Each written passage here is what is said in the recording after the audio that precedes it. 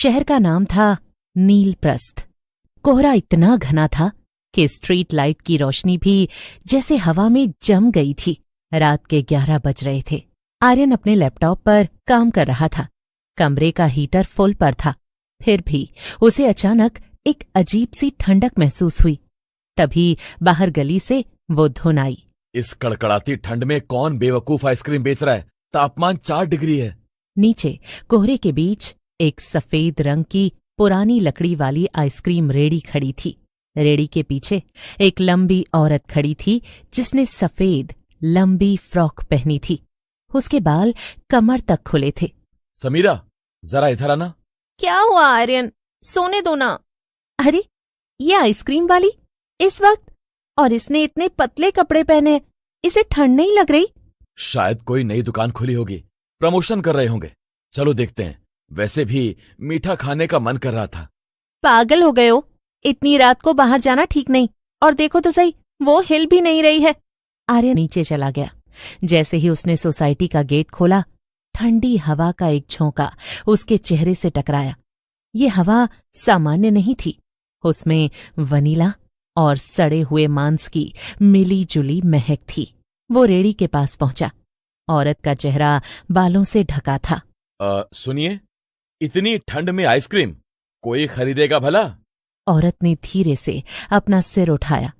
उसका चेहरा बहुत सफेद था, जैसे खून की एक बूंद भी न हो। उसने एक फीकी मुस्कान दी। साहब, मिठास का कोई मौसम नहीं होता। मेरी आइसक्रीम खाएंगे तो ठंड भूल जाएंगे, हमेशा के लिए।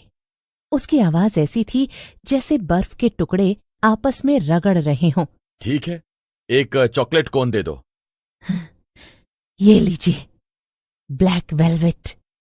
ये मेरा खास है। आर्यन ने जैसे ही कोन पकड़ा, उसका हाथ सुन्न पड़ गया। उसने पैसे देने के लिए वॉलेट निकाला। पैसे नहीं साहब, बस एक वादा। अगर स्वाद पसंद आए तो कल रात फिर आइएगा। आर्यन अजीब महसूस कर रहा था। वो बिना कुछ बोले मुड़ा और भागते हुए अपने फ्लैट में आ गया। घर पहुंचकर आर्यन ने समीरा को सब बताया। क्या? उसने पैसे नहीं लिए? ये तो और भी अजीब है। इसे फेंक दो आर्यन, मुझे डर लग रहा है। पर आइसक्रीम की खुशबू इतनी सम्मोहक थी कि आर्यन खुद को रोक नहीं पाया। उसने एक बाइट ली। ओह गॉड समीरा, ये अद्भुत है। मैंने आज तक ऐसा कुछ नहीं चखा। समीरा ने भी थोड़ा सा चखा। स्वाद वाकई बेमिसाल था। लेकिन अगले ही पल दोनों को अजीब से सपने आने लगे। उन्हें महसूस हुआ जैसे उनके बेडरूम की दीवारें बर्फ बन रही हैं। आधी रात को आर्यन की नींद खुली। उसने देखा कि समीरा बिस्तर पर नहीं थी। वो बालकनी की तरफ गया। देखा कि समीरा बालकनी की रेलिंग पर खड़ी थी और नीचे देख रही थी। समीरा धीरे से मुड़ी। उसकी आंखें वैसी ही नीली हो रही थीं जैसी उस आइसक्रीम वाली की थी। वो बुला रही है आर्यन। उसे और लोग चाहिए। वो अकेली है उस बर्फ में। अगले दिन आर्यन ने ऑफिस में अपने दोस्तों से बात की। उसने कल रात वाली बात बताई।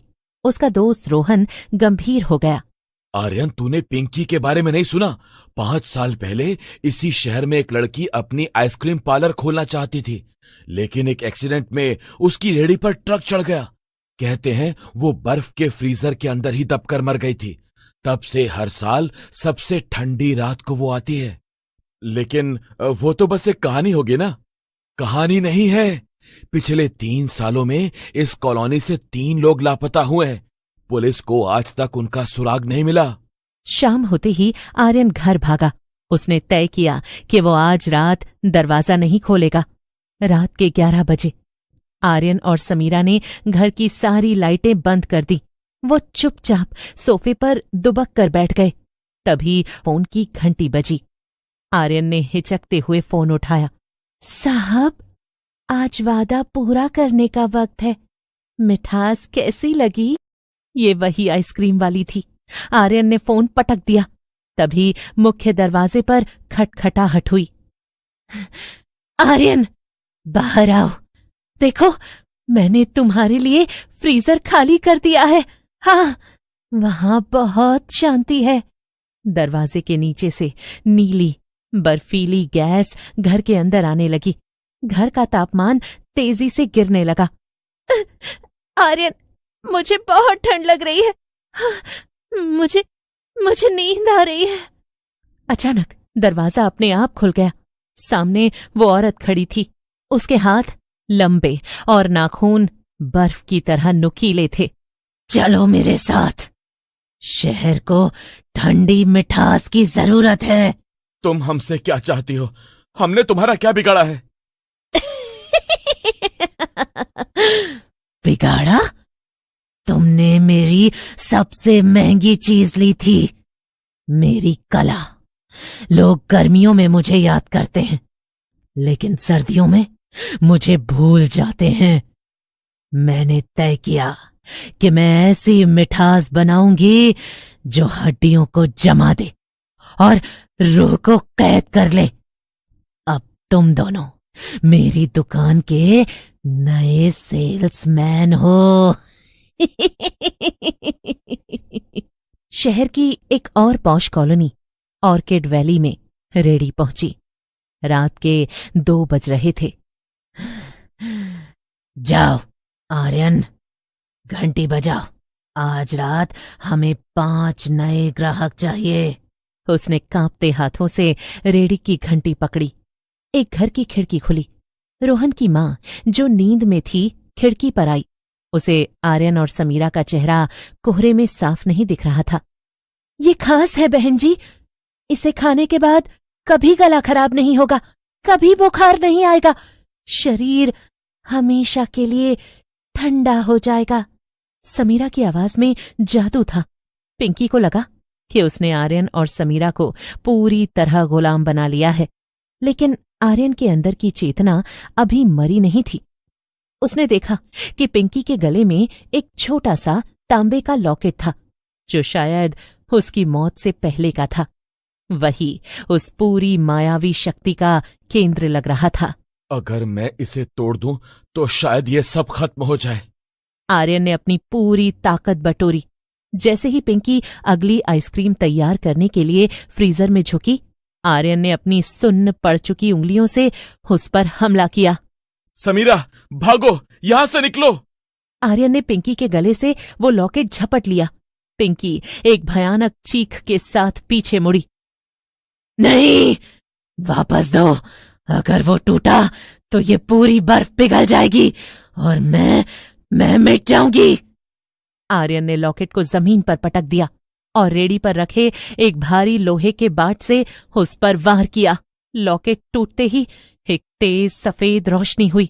पिंकी का शरीर धुएं की तरह उड़ने लगा।